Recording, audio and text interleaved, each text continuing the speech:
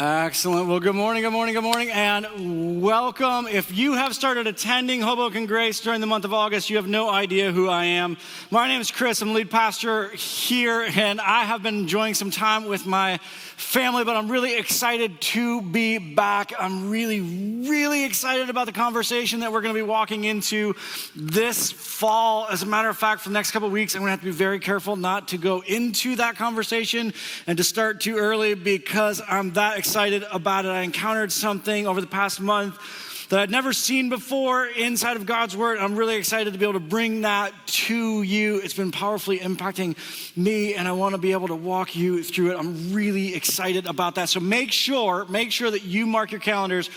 September 18th, you need to be here. Make sure you invite someone to be with you on that Sunday, because that's when we're launching this fall series called Enjoying God. And I've never seen this before. I don't think, as I've been engaging with other pastors, I haven't seen others who've seen this before. It's really significant. And so make sure that you invite someone to be part of that conversation with you. But before we get there, we've got a couple of weeks left, including this week, which is the last Sunday of August. Did you know it was the last Sunday of August? Yeah, some of you didn't want to know it was the last Sunday of August. Some of you are like, you just ruined my weekend. I didn't want to think about that. I can't believe we're already at the last Sunday of August, but we are. Now, for some of you, that makes you very sad. For others of you, it makes you very happy because you love football and you're ready for football season to start. Or maybe you just like fall better, and that's your season that you enjoy. But whatever it is, today we come together on the last Sunday, and every year here at Hoboken Grace, we do something a little bit different on this Sunday because we call this the State of the Union. Now, this has nothing to do with the country in which we live. This has to do with our union. In other words, when Jesus steps into our life, he invites us into a relationship with him. He invites us to be part of his family. He invites us to be part of his body, and he says, okay, you have a unity. As a matter of fact, one of the things Jesus prays for most when it comes to the church is that they would have unity. And he says, okay, I want for you to come together, and you're going to be this community, and you're going to have unity. And so every year we come together and we talk about, okay, the state of our family, the state of our unity here as part of Hoboken Grace. And we look back at what God's done over the past year, and then we look forward to what's ahead as we move into this coming year. And as we come together today, we have so many different things that we have to celebrate. When we look back, you talk about engaging people and serving and being a part of the mission of God. Right now, we have over 418 people serving in some capacity to make all of this possible and to carry out this mission that he's given us. Over 418 people. It's incredible. As you look at engaging people inside of community and helping them to not just walk this journey alone, but to actually do it together. We have over 450 people who are active inside of a dinner group right now. It's amazing to see how we've been able to bring people together in that way. Over just the last 2 months, we've been able to impact over 10,000 people just in the last 2 months in some way serving them inside of our community. I think that's something to celebrate as we come together this morning. That's just 2 months. It's amazing the doors that God's opened. As we look back over this past year, which begins about last October for us, we've had over 700 people walk into Hoboken Grace for the first time. Over 700 people that we've been able to share this message of Jesus with for the first time and to let them know, listen, what you've been told about God is not true. The idea that he's angry with you and waiting for you to get things fixed in order for him to be, that's not the message of Jesus. We've been able to share that with over 700 people for the very first time. Would you guys celebrate that with me?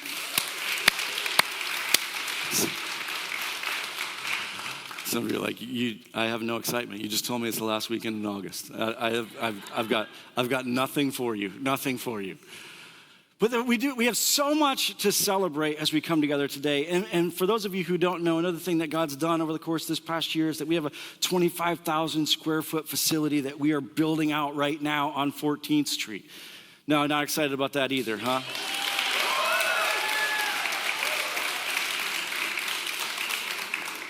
Did they not have coffee in the hallway today? Like, what is happening?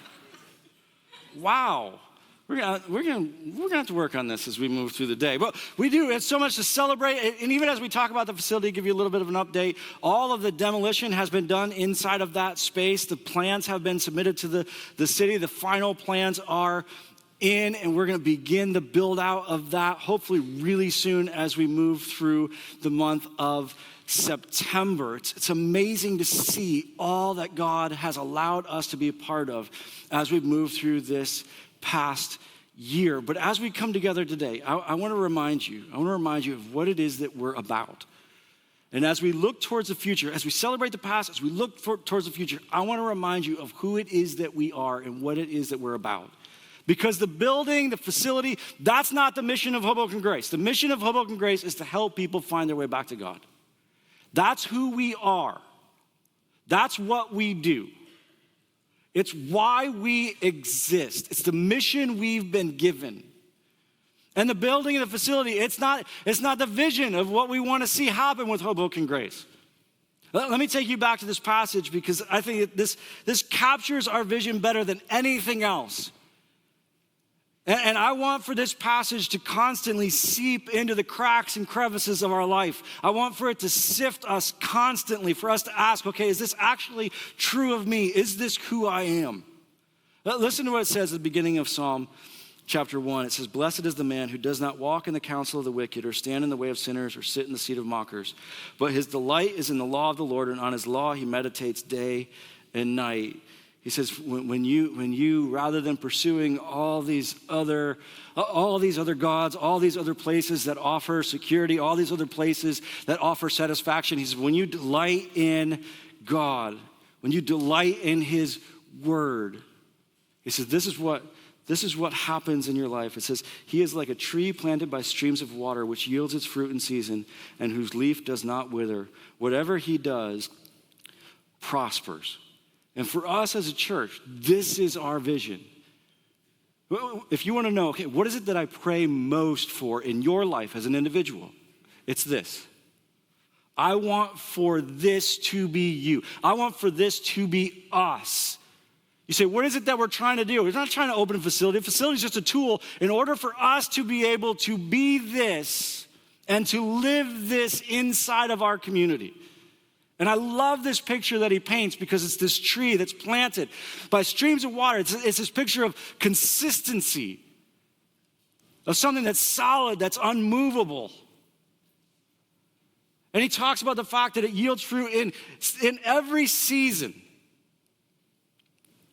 Not just in the good seasons, but also in the bad seasons. Not just when everything's going great, but when things are dried up. It says he's consistently bearing fruit, this consistent production of fruit. And he says, whose leaf does not wither, no matter what the storm is that comes against it. It's consistent, it's unmovable.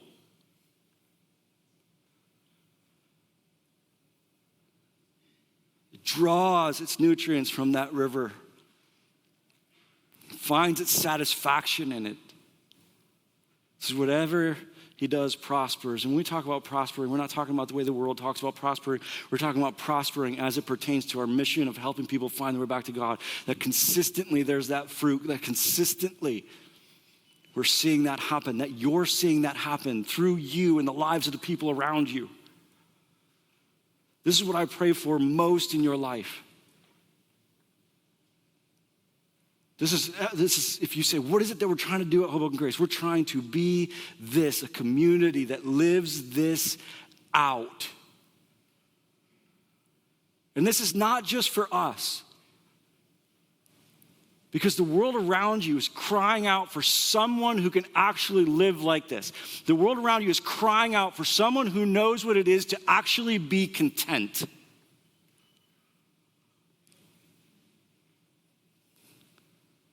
Because the world around us knows nothing of it.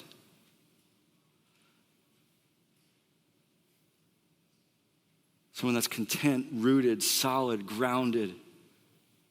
No matter what the storm is, no matter what the season is, it's consistent.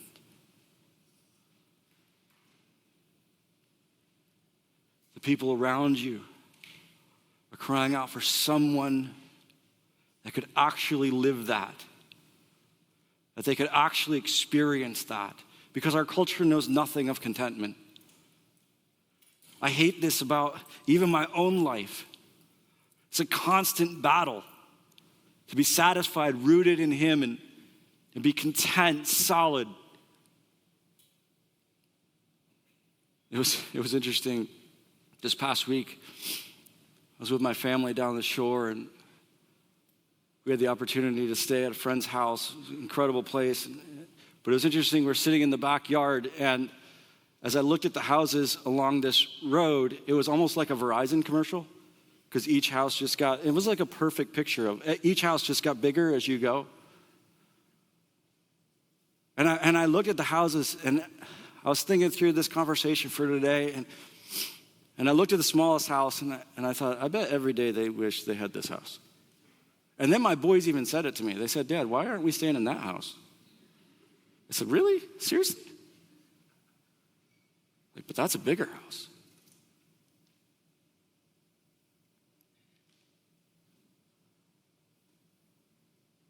Almost none of us know what it is to be that tree rooted, content, satisfied, whose leaf never withers. The world around you craves it. I mean, you look at this picture, and what's the first word that comes to your mind? If you really allow yourself to engage the picture,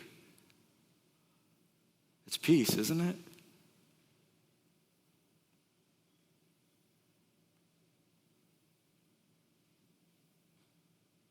I remember I was in Italy once, and I was studying through this passage, and I happened to just be on the edge of this river, and there was this huge tree. You could tell it had been there forever. And I just sat underneath it. I said, man, this is phenomenally peaceful.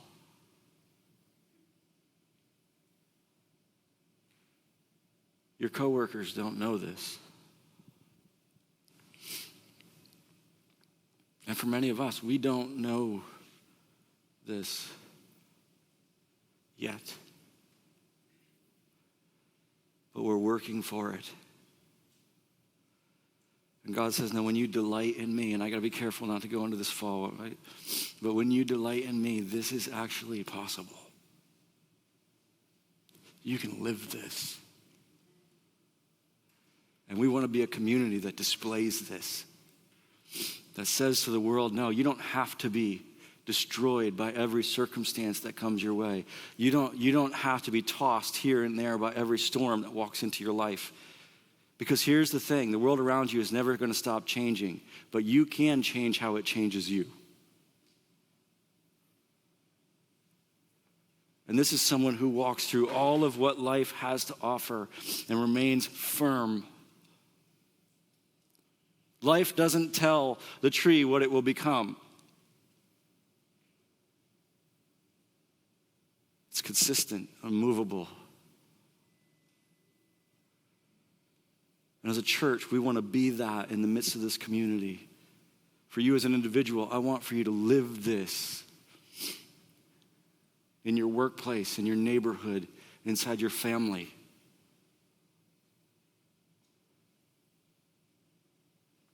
This is the vision.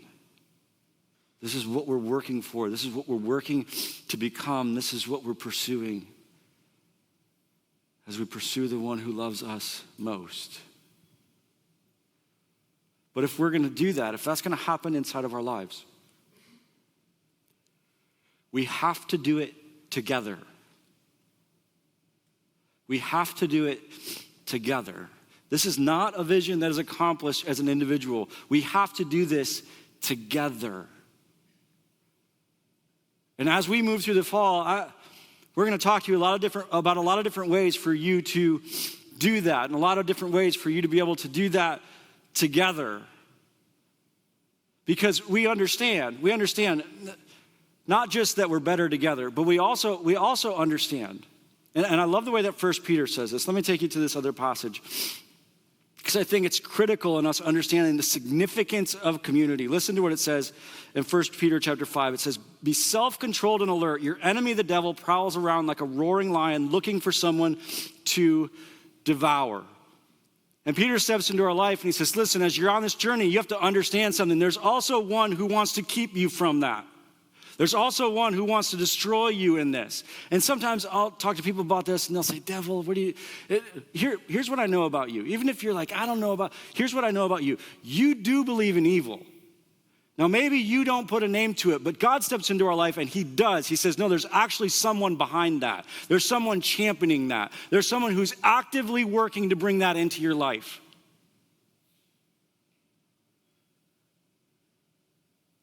And as we're looking to pursue this, as we're looking, okay, how do I delight in him in such a way that I actually can be this for my family, that I can actually be this inside of my community, that I can be this for my workplace? We have to understand, no, there's one who actually wants to destroy that in our life. And I love this picture because he says he prowls around like a roaring lion. And for most of my life, I interacted with this passage and I thought, oh, he's talking about the power of the enemy. He's talking about the power of the enemy. Until one day I was watching this documentary. And I was watching it with my boys, and we were watching these lions just devour zebras, just devour them. And my wife said, I don't think that's appropriate for a 2-year-old. I said, they need to know how life works.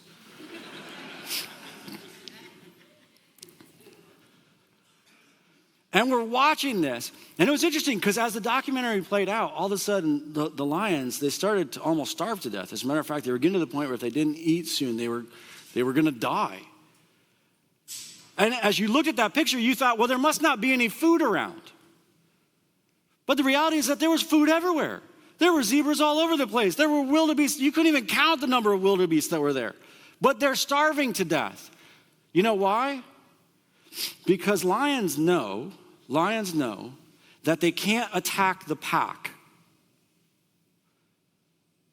And so lions understand, if I attack the pack, I'm going to get kicked and I'm going to die.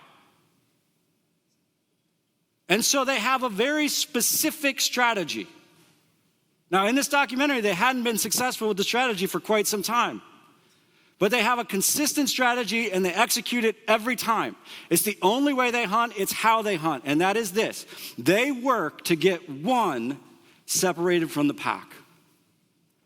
Because they know if they can get that one away from the pack, they've got him. And so they're constantly working. They're constantly watching for the one that wanders off. They're constantly watching for the one that disengages. And as soon as they do, they pounce. And I was watching this play out, and I was like, wait. He's not just talking about the power of the enemy. He's talking about the plan of the enemy. This is how he does it. And if he can get you alone, he's got you. If I can just get them alone, I've got them. And for me, this was powerful because as a pastor, I've watched this play out for years and years and years and years and years. And individuals will come to us and say, hey, listen, you know what? I'm just going to take a break from dinner group for a little bit. Hey, I'm just going to step off the team for a month or so. Work's getting really busy. I just need to take a break. And the interesting thing is that oftentimes they'll say, I just need to take a break. I just need to take care of myself for a little bit, and then I'll be back. And I know, no, it's not the way it works. And they disengage from community. And he's got them. He's not just talking about the power. He's talking about the plan. This is why community is so significant. It's why it's so important. This is why for some of you who are watching online, you're in a dangerous place. Because you are alone.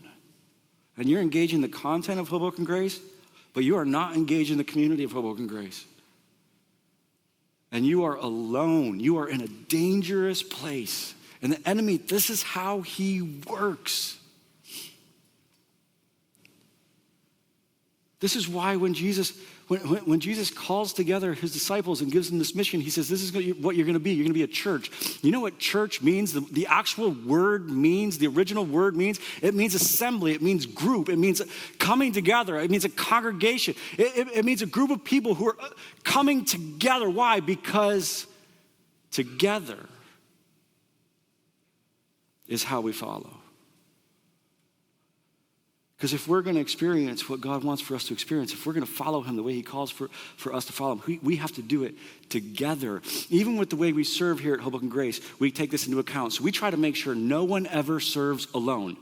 Why? Because it's not just about accomplishing the task. It's about connection. It's about community. Even if the task only requires one person, we want two people doing it. Why? Because we need to be together so that if the enemy comes after one, the other one of us can kick him.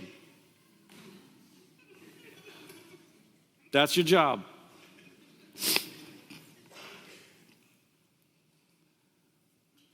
We do it together. Together. And if that's going to be who we are as a church, if that's going to be who you are as an individual, we have to do it together. And I know some of you are here and you're saying, yeah, you better talk to those online people. I showed up. They didn't show up. Where are they at? But here's the thing. You're here.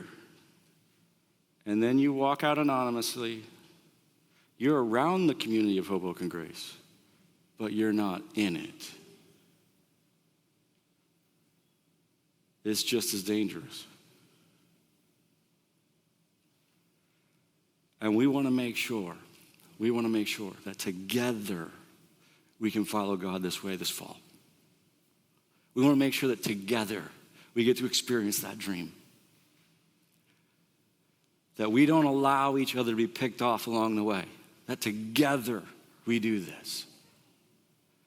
And so, like I said, we're gonna present to you this fall a couple different ways how you can do that. We're gonna talk to you about groups beginning next week, and I'm gonna say over and over again, get in a group. But I want to talk to you about another really powerful way to be able to experience that community today. And I want to talk to you about teams and being part of a team. Really quickly, give a shout if you're already part of a team here at Hoboken Grace. Excellent. Remember I told you there's over 450 people who are already part of a team here at Hoboken Grace.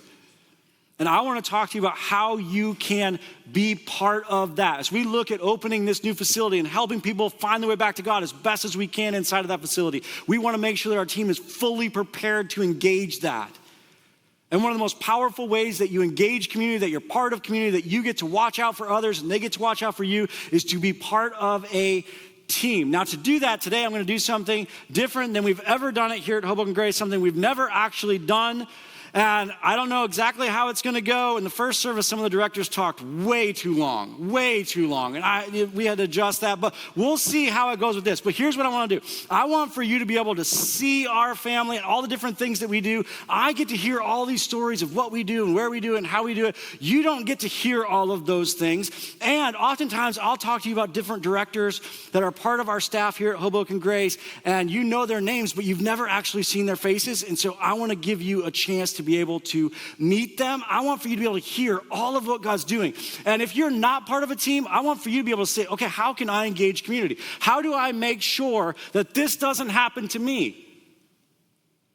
How do I make sure that I'm not this story? How do I make sure that together we can actually pursue this dream that God set out before us? This is, if you delight in me, this is what you can know. This is who you can be.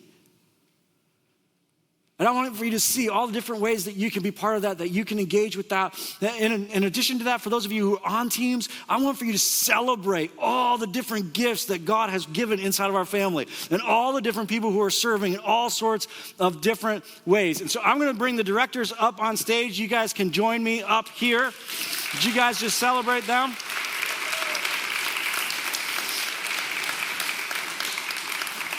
And as they come up and as they get set, I will tell you this. Some of them some of them are really good at being on stage and they've done this before. Others of them have never done this before outside of the first service. And so they're going to be really bad at it. Okay? I say that to you. I say that to you because of the fact that make your decision on the content of what they say, not the presentation of how they say it, okay? Because some of them are just better. So don't just join Anthony. Anthony knows how to do this, okay? He's going to present really well. That doesn't mean you should join his team. But look at where it is that you fit best so that you can be part of it, so that together we can do this. I'm going to ask them to actually share their department, the different teams that are in it, and just kind of give you an idea of which kind of people really flourish inside of their teams, which types of people actually fit as part of their team. So Anthony, take it away. Hey everybody, how we doing? There we go. So I'm Anthony. Apart from being the care pastor, I'm also the Equip director. Equip is being pulled from Ephesians 4:9, that our job is to equip each other to build up this thing called the church. And so you'll see a bunch of teams that are under the Equip department, things like benevolence and care, and prayer. These are for those who come alongside one another and help one another in really in times of need. But also our Church Online. Shout out to our Church Online family out there. For those who really want to help our Church Online. Yeah, we love our Church Online family. Literally connecting all over the world. We have people serving in Church Online that are serving in other countries. Also for our communicators. Just to point this out, because we talked earlier about being part of a community, even though you're watching online. There are many who are watching online that are part of community. Absolutely. Because they're in a team, they're in a group, they're actually engaging community. They're not just taking in content. I'm not talking specifically about and so I just want to clarify that. Yeah, there's a lot of our online community that are part of that way. Communicators, trying to teach some of these people how to speak, but also so many people that are part of our family to be able to learn how to communicate. Our counseling center, many of you have seen that really explode over the last year. We also have our Equip groups like Re-Engage and Starting Point. Re-Engage is our marriage ministry. Starting Point are for those who are exploring faith, helping people come alongside. In fact, today in this service, one of our Starting Point leaders is getting baptized. That's pretty amazing. We also have our Next Steps team, which is the team that helps put on those baptisms. Also some of our growth events and all of our classes. Things like our Merge, which is our premarital class, and our 9, which is our Preparing to Parent class, and Amplify, which is our big growth event. Simple Service is maybe you've gotten a granola bar at the PATH train or water, on a hot day. These are, you can probably at that. Those people out there that do that. They come to really give out smiles and to really show that God is pursuing them. And last but not least, also under our counseling center is our support groups, those like Crossroads that help people work through life's hurts, habits, and hangups, addictions, specialized groups like that as well. So who is good for the Equip department? Those of you who are not excelling in Excel, this is the group for you, all right? To care for others, to those who are high in empathy and those who are good at encouragement and walking alongside others. I don't feel like Excel and empathy are opposites, are no, they? I don't think they cancel each other out. They do both start with E. If you excel in empathy, Equip is for you. That's if you enjoy those jokes, it's a good team for you. Excellent. Just real quick, I just want to ask, how many of you have received granola bar or something simple, it's like Simple Service at the PATH station or somewhere around Hoboken? Yeah. Okay, excellent. Awesome. Vinny, take it from there. Hello, I'm Vinny, and I'm the Director of Financial Health and Stewardship. Very cool. Yeah. Did you plant them there? Is that there's your fans club right there? No, we're just that good. And in many ways, we're an extension of the Equip department, but we're focused on financial health. So as Pastor Chris said earlier, we want the church and our community to be rooted in Jesus and in what the Bible has to say about finances, so that no matter the circumstances, we're going to be content, we're going to be joyful, and we're going to be generous. So the programs are many. Some are classes, some are one-to-one counseling or coaching things that we do. But essentially, we're looking for people who are empathetic, as well as good at Excel and numbers. So if you're multi-talented, join our team. Actually, on that note, our team has done a really great job of being consistent and serving year after year. So we're actually full right now. If you're interested in our team, the first step is to join a financial peace class starting in September. Excellent, excellent. Hi, everyone. My name is Anna, and I am the First Impressions Director. And lots of First Impressioners out there. And what our team does is... I feel like she got a few more than you did. But who's counting? Our team ensures that everyone, even Vinny here, feels welcomed and loved and prepared for. Everyone that walks into our space, into our church family. And we do that with a couple of teams. So we have our back of house producers who literally stand in the back of the auditorium. You can see them right now. Yep, Jordan's back there somewhere. Right there. And they constantly look at the auditorium while you're enjoying service to ensure that we all are safe and to ensure that we all can enjoy a service that's distraction-free. Yes, if you like removing babies from the service, this is in the a very place for kind you. way. We're gonna get a bad rap. Our other team is our Connection Points team, and they're the people that you see at the welcome desks. And they are people that love to further connect you into our family. And so they do great job welcoming our first-time guests. We also have our greeters and ushers, which are the smiling faces that held the door for you this morning, that showed you to your seat. It's people that are incredibly friendly. And if people consistently say, "Why are you smiling?" to you, this is your job. This is what you should do. Exactly, exactly. We also have our hospitality team. So if you are grateful for the coffee and the water that's out there for you every Sunday morning, that's our hospitality team. We also have our resources team, which is our only First Impressions team that does not serve on a Sunday. It serves during the week to ensure that we are fully ready for every Sunday. We also have our setup team. So if you're an early riser, they come in at 7 a.m. every Sunday and they transform this entire school into what you call your church home. And they do an awesome, awesome job.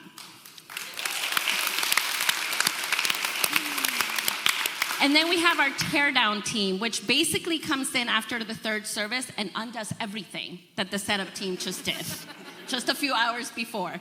And they ensure that we can put away our entire church into 3 closets, and they do a great job of it, so we can return the space exactly how we found it. Yeah, a lot of people walk in, you see it like this, and then people will walk in during the week for a school event or something and say, "Wait a second, where is everything?" Because the carpets aren't here, none of this is here. It's just an empty gym when we show up. People are usually shocked when they see it for what it actually is. Yeah. So if you are someone that when you walked into Hoboken Grace, you really appreciated the warm welcome that you got, if it's ever made you feel like, I can belong here, and you want to do that for the person that comes after you, I'd love for you to come talk to me and we can figure out how you would best fit into the team. Excellent. Are you less nervous this service? I am, yeah. I think it was a good test run. Luis is our newest associate director. Thank you. So I'm Luis. I lead the communications team here at Hoboken Grace. And the way that I've been loving to describe this team is that we're a storytelling team. We like to tell a story of what's going on here at our church and in our community. And within the communications team, we have the media team. So these are our photographers, our video producers, the people that work with social media. And I know a lot of you out there love social media and are slightly addicted to it as well. So if that's you, this is a great place for you. We'd love to have you serving on this team. Also, we have our story team as well. These are our writers and the people that help put together the stories that you see occasionally on Sundays. And I think it's just such a powerful experience as well when you get to hear these stories and be able to either write something about it or write something about going on here in Hoboken. And I think that's very special as well because we are very active. And last but not least, we have our marketing team as well. this is a team that kind of strategizes different ways that we can draw awareness to Hoboken Grace. And it's very special as well because we want people coming through the doors. We've had, I think Pastor Chris talked about the numbers of first-time guests that we've been having.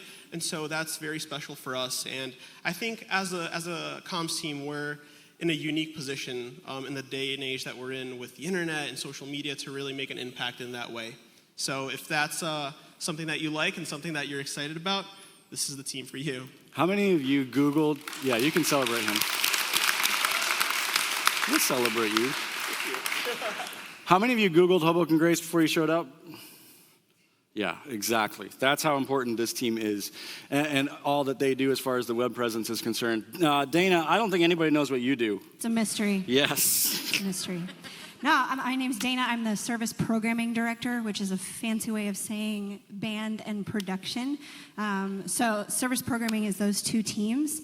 Production is the team. Service programming, exists to create this awesome service that you're a part of right now that reflects how we value God and that hopefully you love to attend in person or online.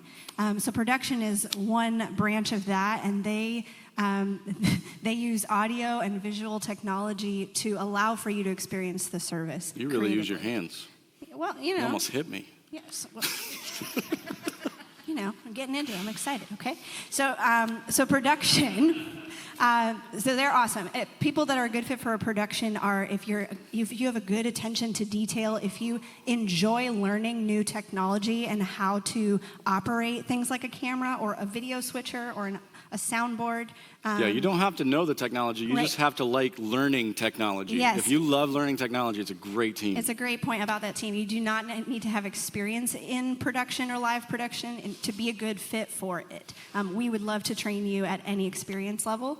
And then the other half of it is obviously the band, which you guys experience every week. Our band exists to help us all love God well through his love language, through music. And so people that are a good fit for that are people who love to play or sing music. And I don't just mean play like on your Spotify, but play like with an instrument and sing with your voice. So if that's something that you enjoy doing, there is an audition process with that just because we want to make sure we can speak music together. But if that's something you love to do, you might be a great fit for that. Yeah. Excellent. Hey guys, I'm Nick. I'm the community director here at Hoboken Grace, and we help people belong is what we do. And after doing this for 13 years, I've learned a lot from doing this pitch. And usually when people hear about community department, they think, oh, I'm going to sign up for a dinner group. This is about signing up for the team. You'll get a chance to do the dinner group in a few weeks. But we have a few different teams here at Hoboken Grace for community. The first one is our dinner group leaders. So we had talked earlier about how we've had 700 first-time guests, and when those first-time guests come, it really creates demand for our groups. And so the best way that we can meet that demand is to increase our supply of group leaders that we have. So if you are someone who loves to encourage others, if you're someone who's been a part of our dinner groups before and understands like our system, that's a really big bonus that we have there. But we make it easy for you to get started. We start everyone out with 10 weeks, and we give you the first 10 weeks and everything's laid out. So we just need you to choose the night, learn the basics, which we'll teach you, and then lead the plan that we have at 10weekgroup.com. The other one that we have is our connectors, and so this is our connection events. So in September, we have 11 connection events that are going to be happening. At those connection events, we have people there who will network with others to help them get connected. So what ends up happening in our community is a lot of people come from all over this country to live here, and they're seeking friendship, they're seeking friends, they're seeking family. And so this is a place where that can get started. And I would say the other thing that goes with that is you may have a friend who's not comfortable coming to a church. So maybe they've told you before, man, if I step in that place, I'm going to get struck by lightning. Like, that's a phrase I hear all the time, right? Invite them to come to trivia on a Tuesday night, or invite them to come to a First Friday. It's a really safe place for them to be able to get to know what we're about before stepping into a church. How many connection events do we have in September? 11. 11. 11 of them. So, and that's a big credit to the team that's a part of that, and we would love to have more people help us out with those. And then the last one is, oh man, I almost hit you right in the face. Community support. And this is the people that help out with all the details that we have that go into our connection events and our classes. And I love looking for people, I'll call them MWAs, which is not moms with attitudes, but moms with availability. And so if you have an hour in your week that you could give to help me out with the details of making sure that our groups are correct and making sure that people are getting cared for and loved inside of those groups, this is a great team for you to be a part of. Excellent. Yeah, I'm excited for those 11 Connection events. Just disclaimer, I met my husband at a Connection event, so everybody, all you singles, get to those events. No. Okay, kids. My name is Rachel, and I've had the opportunity to be able to be a part of a lot of different teams, but my primary focus has always been in our kids programming. And so Grace Kids, which is happening right now on the 4th floor, welcomes kids who are 10 weeks all the way through 5th grade. And what we do up there is pretty amazing, but we create a safe space for kids to be able to grow in the truth and love of Jesus and help them to really develop an authentic faith all on their own. And so there are several different teams that you can be a part of to be able to be a part of Grace Kids. And so our family support team is one of them.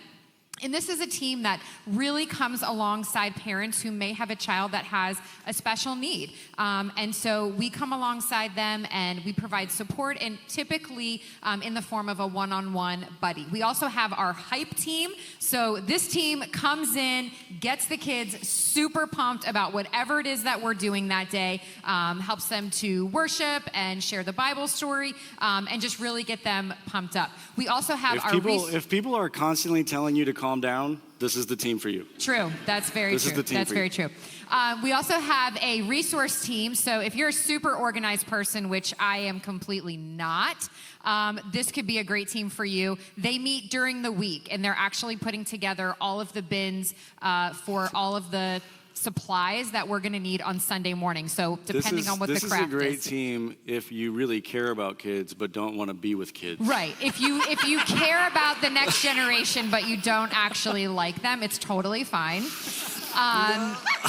And then we also have our small group leaders and teachers who show up consistently to pour into these kids. And they actually don't have to come already prepared with some Bible lesson. We provide everything. We have an amazing curriculum that they literally just show up and we put it in their hands. And then lastly, we have our welcome team.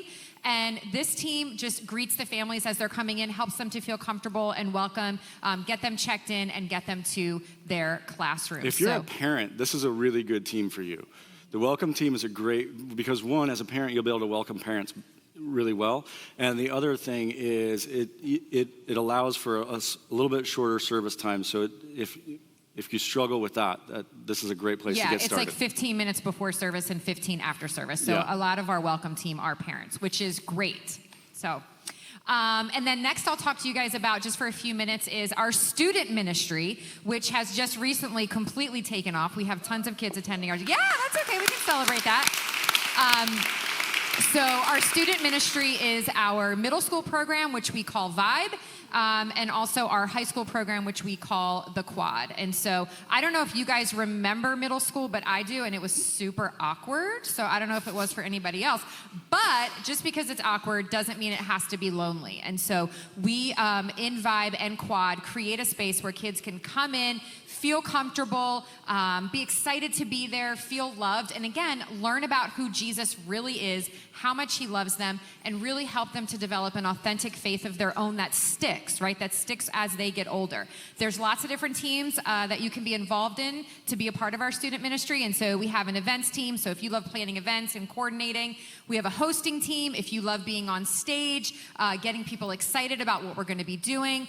We have a setup team, so just like this space that Anna talked about on Sunday, we set up on Thursday evenings from 7 to 8:30 is what our program is. So our setup team comes in just a little bit before then and turns it into a super awesome space. And then, of course, we also have our small group leaders who show up consistently, and they lead a group of 6 to 8 kids every week in a conversation about what the lesson was about. And so they're just, again, growing in those relationships.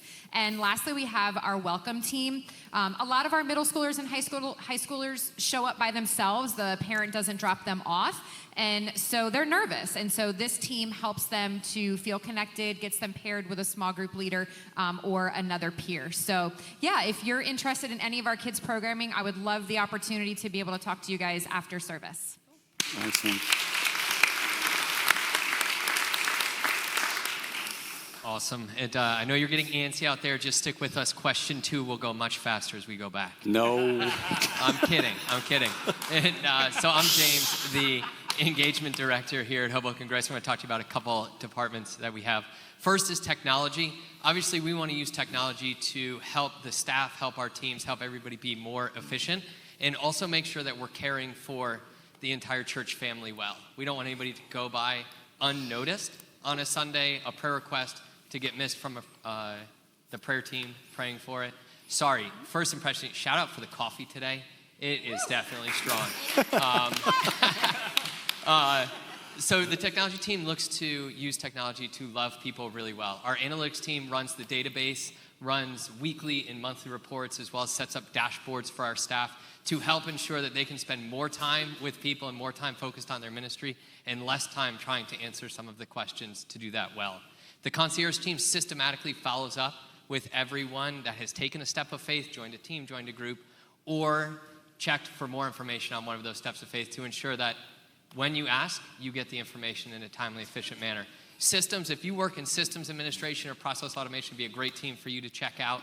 And then web is not the marketing or search engine side that communications deals with, but more on the front-end development side. And so if you have front-end development experience, we'd love to chat with you. We set up groups like 10weekgroup.com, financialhealth.com, as well as the main Hoboken Grace website. So that's technology. I will say this team is phenomenally good at what they do. As a matter of fact, they've built systems that excel above almost every other church in the country. We'll interact with huge churches, and they're like, wait, you track all of this, and you know all of this information? They're just really, really good at it. And if you're in this world, like if you love Excel, you will actually get better being on this team. You will get better at your job being on this team. That's how good they are. It's really amazing. Yes, this is the opposite of Anthony, but you can be empathetic too.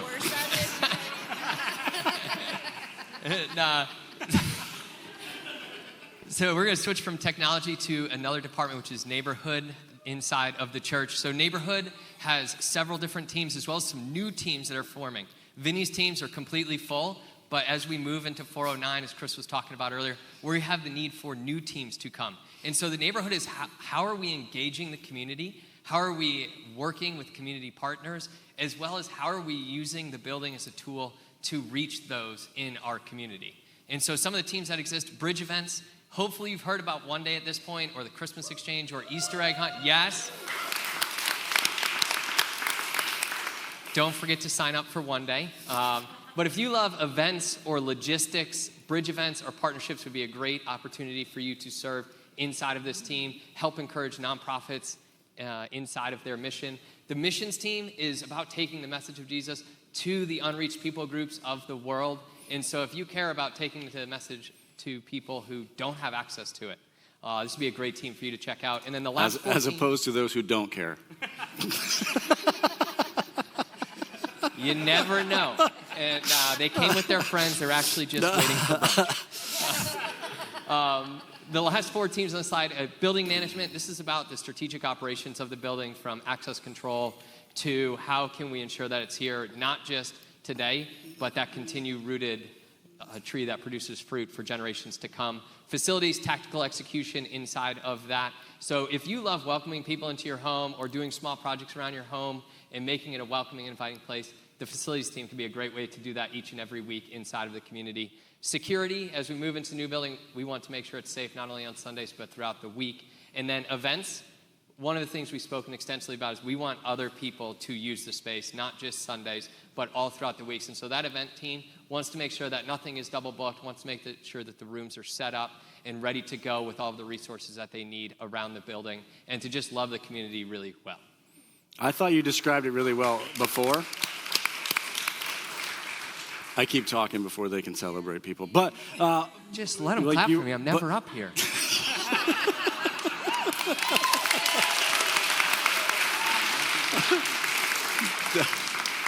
But you said if you're someone who immediately sends an iCal invite after you've scheduled a meeting, that might be a good team for you.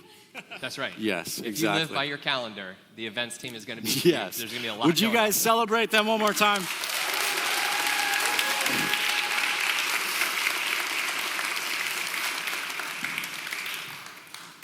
When I was in high school, I read this quote. It was written in the back of D.L. Moody's Bible. And he'd never shared it with anyone. He never said it out loud. They didn't find it until after he'd passed, and they looked in the back of his Bible, and they started looking back through each of his Bibles. It was written in the back of all of them.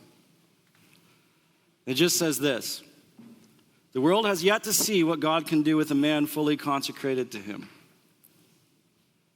And then it continues, and he says, I'm setting out to be that man. The world has yet to see what God can do with someone fully devoted to him. From the beginning of Hoboken Grace, we've been saying this over and over again. It started with 5 of us. We said, what could God do with 5 people inside this community? That 5 turned into 100, and we said, what could God do with 100 people? That 100 turned into 200. And we asked the question again at 500. We asked the question again as we come together today. Over 900 individuals who are actively part of our family. Let me ask you something. What could God do?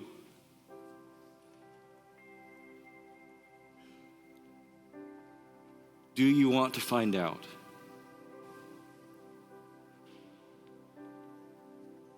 Do you want to find out?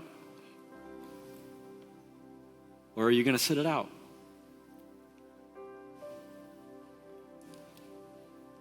We've already tasted of what God can do.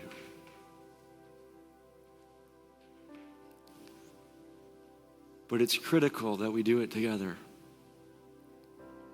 What could God do if all of us decided, no, I'm not just going to be around community, I'm going to engage community. I'm not just going to watch the mission. I'm going to be part of the mission. I'm not just going to celebrate baptisms.